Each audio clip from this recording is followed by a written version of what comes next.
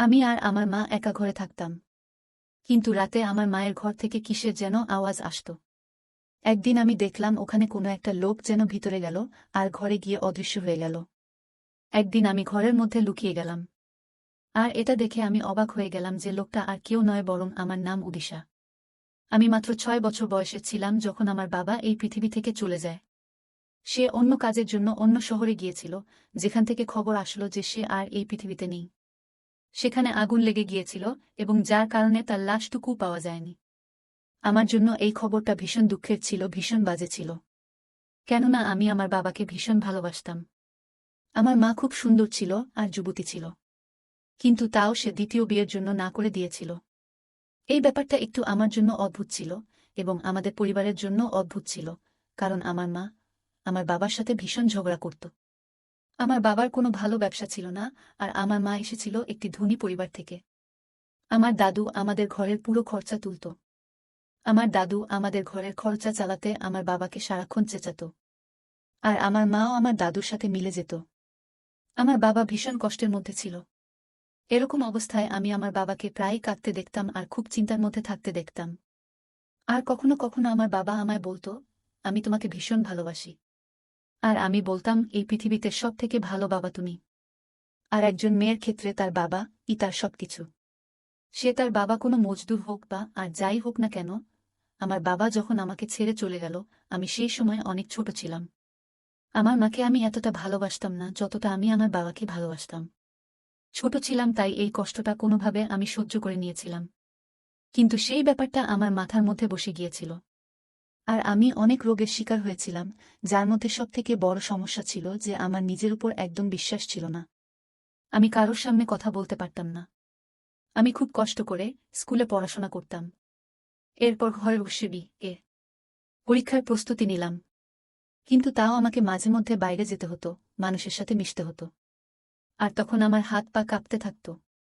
মানুষ অবাক হয়ে যেত আর ভাবত যে এর কি হয়ে গেল যে কথা পর্যন্ত বলতে পারছে না। আমার মনে হতো যে আমি যেন এই পৃথিবীতে একা। কিন্তু আমার মায়ের জীবনে এর কোনোরকম প্রভাব পড়েনি। মা তখনও সাজত, নিজের খেয়াল রাখত, বাইরেও যেত। আমি এই পৃথিবী থেকে আর আমার মায়ের থেকে দূরে থাকতে চাইতাম। এই জন্য আমি আমার বাড়িতে অতিথিদের জন্য যে সাইডে ঘরটা বানানো হয়েছিল সেই ঘরে চুপচাপ পড়ে থাকতাম। আমি ওই ঘরেই আরাম করতাম, কেননা ওই ঘরটা ছিল বাইরের দিকে আর তার ছাদটা খারাপ হয়ে গিয়েছিল। এজন্য সেখানে জল ভরা শুরু হয়ে গিয়েছিল। জল ভরে যেত বলে আমার মা বলেছিল যে আমি যেন বাড়ির ভিতরে চলে আসি, কারণ সেখানে কয়েকটা ঘর খালি ছিল। বলল, আমার বাইরে থাকার কোনো দরকার নেই। আমি ভিতরে আসতে তো চাইছিলাম না, কিন্তু আমি এক সমস্যায় পড়লাম যার জন্য আমাকে ভেতরে আসতেই হলো। আমার ঘরের ভিতর সামনে যে ঘরটা সেটা আমার মায়ের ঘর। আমার ঘর থেকে আমার মায়ের ঘরের জানলাটা পরিষ্কার নজরে আসে। ছোটবেলায়ও এই ঘরটা আমারই ছিল। এই জন্য আমি এখানে আসতে চাইছিলাম না, কেননা আমার বাবার কথা মনে পড়ত বারবার। আমি একটা ডাক্তারের সাথেও কথা বলেছিলাম। আমি প্রত্যেক সোমবার ডাক্তারের কাছে চেকআপের জন্য যেতাম, আর ডাক্তারও এটাই বলতো যে তুমি তোমার বাবার মৃত্যুকে নিজের হৃদয়ে নিয়ে বসে আছো, যা তোমার ভিতরে ভয় তৈরি করছে, যার জন্য তোমার জীবন খারাপ হচ্ছে। কিন্তু তোমার নিজের উপর নিয়ন্ত্রণ থাকা উচিত, কেননা সে তো এই পৃথিবীতে নেই। মানুষের সাথে কথা বলতে হবে তোমায়। কিভাবে তুমি মানুষের সাথে কথা বলবে, কিভাবে তোমার চলবে তুমি যদি এরকম করতে থাকো? আমি নিজেই নিজের জন্য ভীষণ চিন্তায় ছিলাম, কেননা আমার মাত্র 18 বছর বয়স হয়েছিল। এখন আমি আইন অনুযায়ী সাবালক, কেননা আমার বয়স 18 বছর হয়ে গেছে। এখন আমার নিজের কাজ নিজেকে করা উচিত, নিজের দেখাশোনা নিজের করা উচিত। এমনিতেও আমার মায়ের উপর আমি ভরসা রাখি না। এবার আমি ঘরের ভেতরে এসে গিয়েছিলাম আর একটা অদ্ভুত ব্যাপার লক্ষ্য করেছিলাম। আমার এমন মনে হয় তার ঘরে কেউ একজন আছে। প্রথম রাতে ভাবলাম যে এটা আমার মনের কোনো ভুল আর আমি ব্যাপারটা অত লক্ষ্য করলাম না, ছেড়ে দিলাম। কিন্তু দ্বিতীয় রাতেও আমি নিজের কানে শুনেছিলাম কোনো একটা আওয়াজ, আর যখন গিয়ে দরজায় টোকা মারলাম তখন ঘরের আলো জ্বলছিল। এর মানে হলো আমার মা জেগেছিল। কিন্তু সে এমনভাবে বাইরে আসলো যে মনে হলো সে যেন ঘুম থেকে উঠে এসেছে, অথচ তার মুখে দেখে মনে হলো না যে সে ঘুমাচ্ছিল, বরং সে মেকআপ করেছিল। আমি বললাম, তুমি জেগে আছো? আমার মা বলল যে তুমি এটা জিজ্ঞেস করার জন্য আমাকে ঘুম থেকে জাগালে, আমার ঘুমটা নষ্ট করলে। আমি বললাম না, আমি শুইনি, কারণ আমি একটা আওয়াজ পেলাম। আমার মা আমাকে বলল, তুমি পাগল হয়ে যাওনি তো? কেন এরকম অদ্ভুত কথা বলছো এত রাতে? আমার থেকে টিভিটা অন থেকে গেছিল, এটা টিভির আওয়াজ ছিল। এক্ষুনি আমি বন্ধ করলাম। আমি বললাম আচ্ছা। আমার মা রেগে গেল। আমি লজ্জায় পড়ে গেলাম। কারণ মায়ের রাগ করা স্বাভাবিক ছিল, আমার এরকমভাবে কথা বলা উচিত হয়নি। যাই হোক, আমি মায়ের থেকে ক্ষমা চেয়ে নিলাম আর বললাম দ্বিতীয়বার এরকম হবে না। সকালবেলা আমি কাজের জন্য চলে গেলাম। পরে আমি মায়ের ঘরে গেলাম। আমার মায়ের সাথে রাত্রিরে এরকমভাবে কথা বলা উচিত হয়নি। আমি মায়ের ঘর পরিষ্কার করা শুরু করলাম। আমি ভাবলাম যদি ঘর পরিষ্কার করি তাহলে মা খুশি হয়ে যাবে। প্রতিদিন যেরকমভাবে ঘর পরিষ্কার করা হয় সেরকমভাবে আমি মায়ের ঘর পরিষ্কার করতে চাইনি।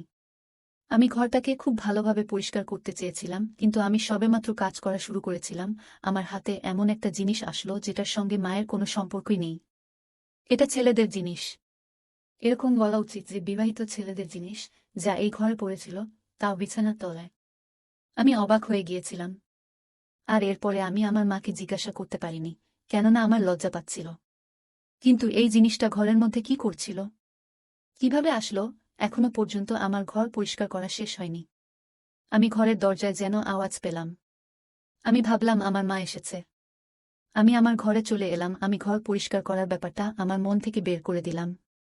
তারপরের দিন আমি আর একটা সত্যি কথা জানতে পারলাম, যে আমার মায়ের ঘরে টিভি তো ছিল, কিন্তু সেই টিভিটা খারাপ ছিল, চলত না। এই ব্যাপারটা আমাকে ঘরের চাকর বলেছিল, যে সপ্তাহে একদিন করে আসত। সে বলল, এই টিভিটা তো কবে থেকে খারাপ হয়ে আছে।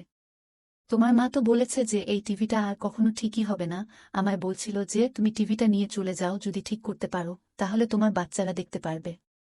আমি আমার বরকে বলেছি যে আমার বর যেন এসে টিভিটা নিয়ে যায়।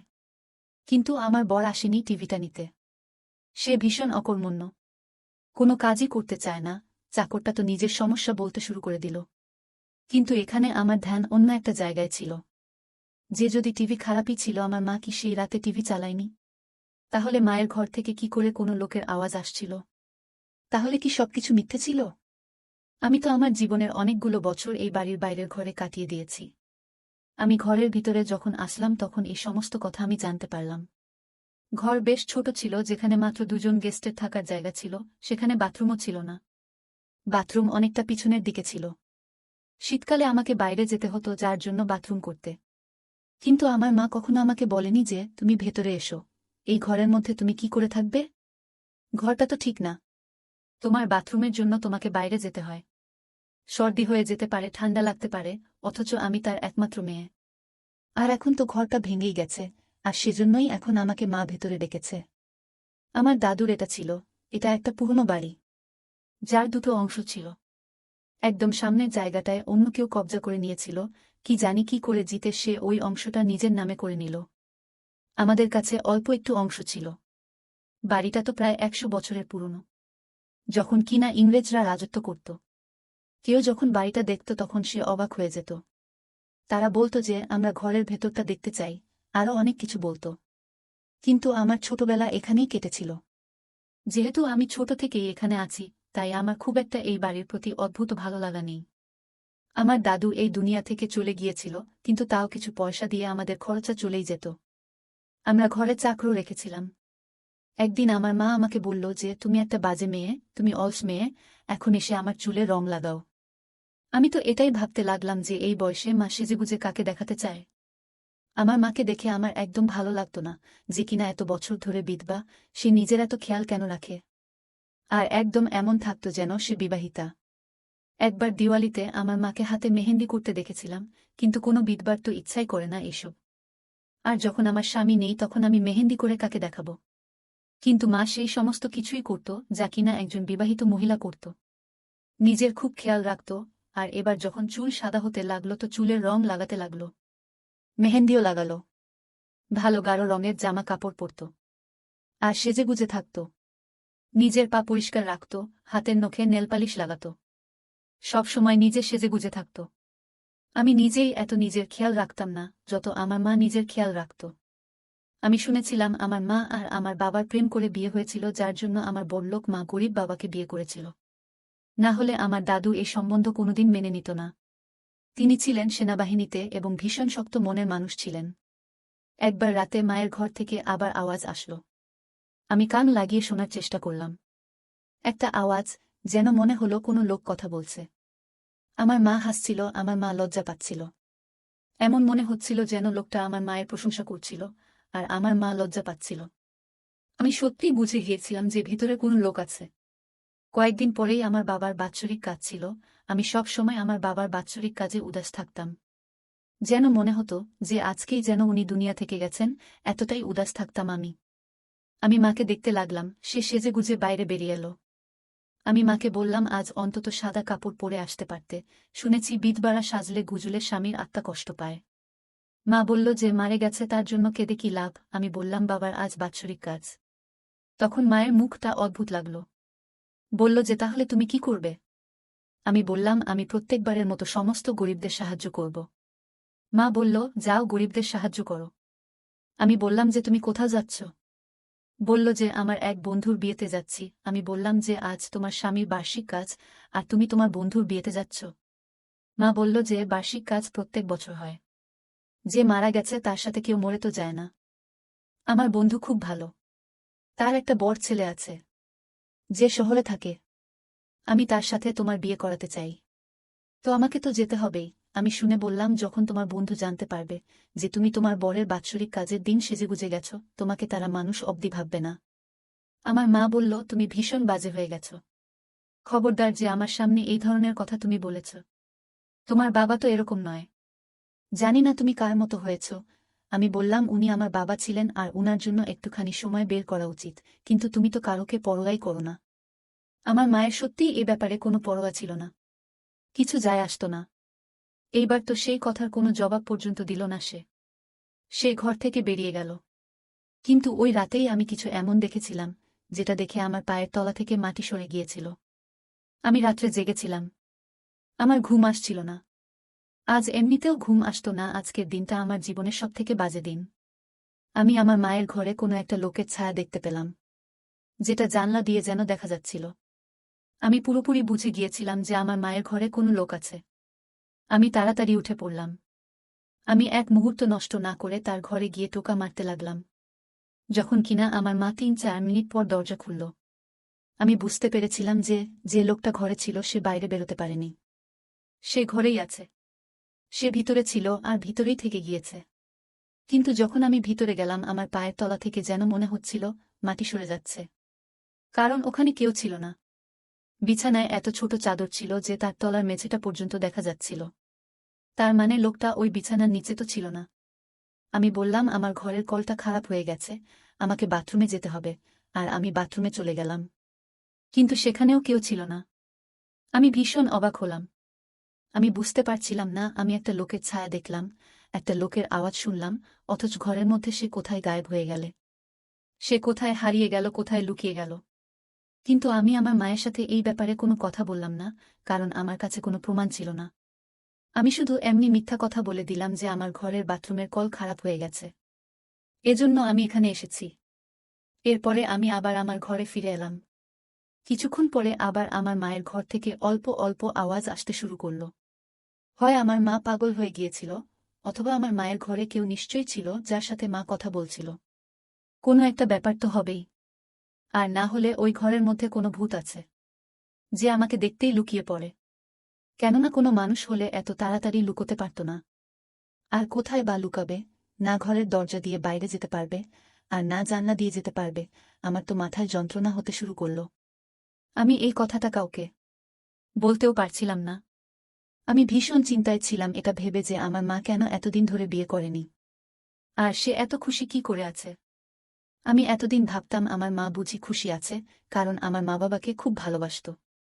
আমার বাবাকে আজও হয়তো ভালোবাসে, সেজন্য আমার জন্য কোনো সৎ বাবা সে নিয়ে আসেনি ঘরে। কিন্তু এখন তো বুঝতে পারলাম যে নিশ্চয়ই কোনো ব্যাপার আছে, আমার মায়ের জীবনে কোনো ব্যক্তি এসেছে। আর আমার মা তার সাথে খুব বাজে কাজ করছে, না হলে সে ঘরের মধ্যে কি করে। আমার পাকা প্রমাণ দরকার ছিল। কেননা আমি আমার মাকে বলতে চেয়েছিলাম যে আমি কোনো বাচ্চা নয়, আর আমি সমস্ত কিছু বিষয় জানতে পেরে গিয়েছি। যদি এমনটা হয় তাহলে আমি একা আর এখানে থাকতাম না, এখান থেকে চলে যেতাম। কেননা এইভাবে আমার বাবার স্মৃতিতে কষ্ট হতো, আমার বাবার আত্মা কষ্ট পেত। আমি ভীষণ চিন্তায় ছিলাম, ভীষণ উদাস মনে থাকতাম। আর আমার সবকিছু জানার জন্য একটা ভালো প্ল্যান এর দরকার ছিল। আমি ঘরের ভেতরে যেতে পারতাম না। এজন্য আমার এমন একটা ভালো প্ল্যানের দরকার যেখানে ভুলের কোনো জায়গায় থাকবে না। আমাকে বুদ্ধি খাটাতে হবে। আর শেষ পর্যন্ত আমার মাথায় এমন একটা প্ল্যান এসে গেল, যেটার মধ্যে কোনো ভুল হতেই পারে না। কিন্তু যদি আমি ধরা পড়তাম তাহলে আমার মা আমাকে অনেক কথা শোনাত। কিন্তু অন্ততপক্ষে আমি সত্যি কথাটা তো জানতে পারব। কিন্তু এমনিতেও আমার মনে হয় যে কথা শোনানোর জায়গায় আমি আছি, আমার মা নয়। এই জন্য আমি ভেবে নিয়েছিলাম যে আমাকে কি করতে হবে। এজন্য আমি আমার মাকে বললাম যে আজ একটা বন্ধুর বাড়িতে আমি পড়তে যাব, আমি রাতে ওখানেই থাকব। আমার মা বলল যে ঠিক আছে চলো, খুব ভালো কথা। তুমিও কোনো না কোনো একটা প্ল্যান বানিয়ে নিয়েছ, না হলে তুমি তো ঘর থেকে বাইরেই বের হতে চাও না। মনে হয় আমার মা খুশি হয়েছিল যে আমি রাত্রিরে ঘরে থাকব না, এজন্য পরে আমি আমার মাকে ফোন করে বললাম যে আমি আমার বন্ধুর বাড়িতে চলে গিয়েছি। যদিও তখনও পর্যন্ত আমি ঘরের বাইরে যাইনি। আমার মা বলল ঠিক আছে, সকালবেলা ধীরে সুস্থে বাড়ি ফিরে আসবে, কিন্তু আমি আমার বন্ধুর বাড়িতে যাইনি। আমি আমার মায়ের ঘরেতেই লুকিয়েছিলাম। আর এমন জায়গায় লুকিয়েছিলাম যে ঘরে মা কি করে সেটা যাতে দেখতেও পাই। আমার মা ঘরে আসলো আর এসেই তৈরি হওয়া শুরু করল, সাজগোজ শুরু করল। এরপর ঘরের মধ্যে সেই ঘটনা ঘটল যেটা দেখে আমার পায়ের তলা থেকে মাটি সরে গেল। আমার মা মেঝে থেকে কার্পেট সরালো, যাকে আমি কখনো নিজে থেকে কার্পেট সরাতে দেখিনি। কেননা সেই পর্দাটা খুব ভারী ছিল, আর ওর নিচে যা দেখলাম সেটা দেখে আমি অবাক হয়ে গেলাম। তার নিচে একটা জেলের দরজা ছিল। আমার মা ওই দরজা জোর করে ঠেলে খুলে দিল। আমার মা জেলে সেই দরজা জোরে ঠেলে খুলে দিল। ওখান থেকে একটা লোক বেরিয়ে আসলো, আর যাকে দেখতেই আমার মা তাকে জড়িয়ে ধরল। এটা দেখে আমার যেন নিঃশ্বাস আটকে যাওয়ার মতো অবস্থা। আমার যেন মনে হলো যে আমি মরে যাব, কেননা ওই লোকটা অন্য কেউ না, আমার বাবা ছিল, যে কিনা কয়েক বছর আগে মারা গিয়েছিল। তাহলে আমার বাবা কি করছিল ওখানে? এর আগে ওই লোকটা কিছু বলতো, আমার সামনে আসা উচিত। তারা দুজনে আমাকে দেখে অবাক হয়ে গেল। আমিও অবাক হয়ে গেলাম। আমি আমার বাবাকে দেখে জড়িয়ে ধরলাম। আমার বাবা আমাকে আদর করে জিজ্ঞাসা করলে, তুমি কেমন আছো? আমি বললাম, তুমি বেঁচে আছো বাবা, তাহলে তুমি মরার নাটক কেন করেছিলে? আমার বাবা বলল, সোনা, আমি খুব বড় মানুষ ছিলাম একজন, কিন্তু আমার কাছে কিছু ছিল না, কিন্তু একটা জিনিস ছিল, সেটা হলো জীবন বীমা, যেটা আমার বাবা করিয়েছিল আমার জন্য। এই দুনিয়া থেকে আমার মরে যাওয়া ভীষণ দরকার ছিল। আর যদি আমি মরে যেতাম তাহলে জীবন বীমার লোকেরা প্রত্যেক মাসে মাসে 2 লাখ টাকা দিত। আমার কাছে আর কোনো অপশন ছিল না। তোমার দাদুরও সবকিছু বিক্রি হয়ে গেছিল, তার কাছে কিছু ছিল না। দুনিয়ার লোকের সামনে এজন্যই এই অভিনয়ের দরকার ছিল। আর আমি তাই মরে যাওয়ার অভিনয় করছিলাম। জীবন বীমার লোকেদেরকে বিশ্বাস করিয়েছিলাম যে আমি মরে গিয়েছি। তারপর প্রত্যেক মাসে 2 লাখ টাকা করে আসতে লাগলো, আর কোনো কাজ করা ছাড়াই আমি জীবনের মজা আনন্দ নিতে থাকলাম। আমার বউয়ের কাছেই আমি থাকতাম সব সময়। আর আমাকে কোনো কাজও করতে হতো না। এর নিচে আমার ঘর আছে, টিভি আছে। আমি আনন্দের সঙ্গে জীবন অতিবাহিত করছি। দেখো এত বুদ্ধি কার হবে? আর যদি আমি কাজও করতাম তাহলে এত পয়সা তো আর রোজগার করতে পারতাম না। আমি আমার বাবার দিকে অবাক হয়ে তাকিয়ে রইলাম আর বললাম, তোমার মৃত্যুর জন্য আমার জীবন নষ্ট হয়ে গেল। আমি একটা রোগীতে পরিণত হলাম। আর তুমি এই কথা ভেবে খুশি হচ্ছ? তুমি খুব বড় তীর চালিয়েছ, তুমি এই দুনিয়াতে সবথেকে বড় বোকামি করেছ। আমার বাবা আমাকে কথা শোনানো শুরু করে দিল যে তোমার জন্যই আমি এই সব কিছু করেছি, তোমার পড়ার জন্য, তোমার খরচার জন্য। তোমার সবকিছু তুমি পেতে থেকেছ, কোনোদিন কোনো কিছুর অভাব তোমার হয়নি। যদি আমি এই সবগুলো না করতাম তাহলে আমাদের কাছে খাবার জন্য কিছু থাকতো না। আমি আমার বাবাকে অবাক হতে দেখলাম। আমি বললাম যে তুমি আমার জীবন নষ্ট করে দিয়েছ, তুমি খুশি হচ্ছ? যদি আমি আজকে তোমার জায়গা হতাম, আমি 3 বেলার বদলে 1 বেলা খাবার খাওয়া পছন্দ করতাম, মেনে নিতাম। কিন্তু কখনো নিজেকে জেলের মধ্যে বন্ধ করে রাখতে পছন্দ করতাম না। তুমি আজকে আমার জীবনটাকে নষ্ট করে দিয়েছ, আর আমি কেঁদে কেঁদে আমার জীবনটার কি অবস্থা করেছি দেখো। আমার এরকম করাই উচিত হয়নি। এবার আমার বিশ্বাস আমি ফিরে পেয়েছি। আমি আমার আত্মবিশ্বাস ফিরে পেয়েছি। এবার আমার অসুখগুলো সমস্ত চলে যাবে আমার জীবন থেকে। এবার আমি বুঝে গিয়েছি যে আমার জীবনে আমাকে কি করতে হবে। আবার দেখা হবে নতুন ভিডিওতে। গল্পটি কেমন লাগলো অবশ্যই জানাবেন। ধন্যবাদ বন্ধুরা।